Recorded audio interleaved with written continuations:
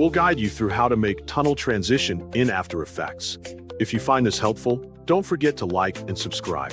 People search for this tutorial to learn how to create advanced tunnel-style transitions in Adobe After Effects.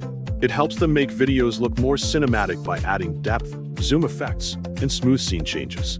This technique is useful for editors who want more creative motion graphics in music videos, intros, or social media content instead of simple cuts.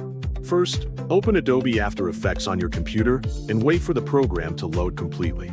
After the workspace appears, create a new composition to begin your project. Set the composition settings you need, then confirm to open the timeline. Next, import 2 video clips into the project panel.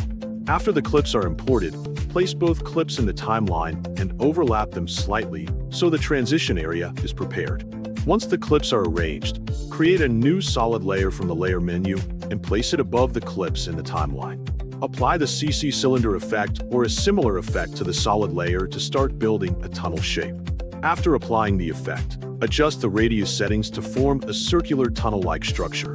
Fine-tune the depth and curvature so the shape looks like a 3D tunnel.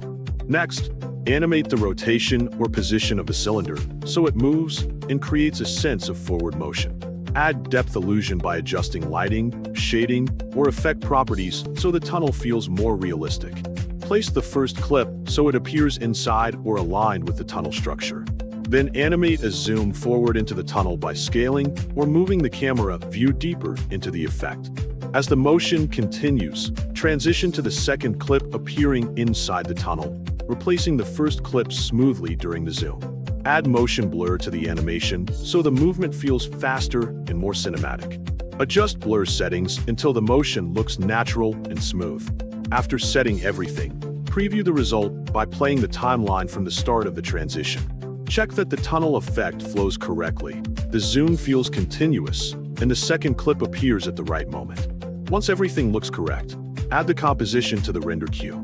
Check output settings if necessary, then click Render to export the final video. Your tunnel transition is complete.